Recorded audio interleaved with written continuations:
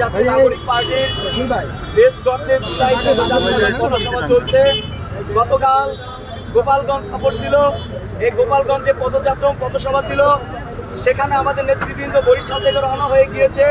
প্রতিমধ্যে হাসিনার দোসরেরা তারা আমাদের এই বহরের উপর হামলা করেছিল।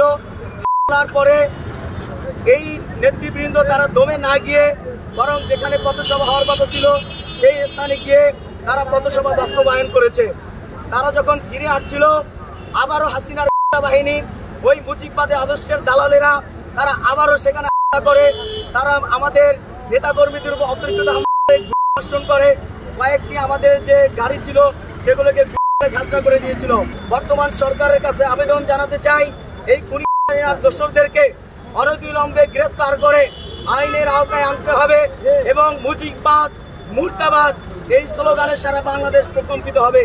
প্রফেসর ডক্টর ইউনূসের সরকার এই মুজিববাদী দালালদের বিরুদ্ধে আইনের ব্যবস্থা না করেন, আইনানুগ ব্যবস্থা না করেন, পদক্ষেপ না গ্রহণ করেন, আমরা সারা বাংলাদেশ থেকে আবারও লং মার্চ করে গোপালগঞ্জে গিয়ে আমরা নিজেদের মতো করে এই দোষরদের বিরুদ্ধে পদক্ষেপ গ্রহণ করব।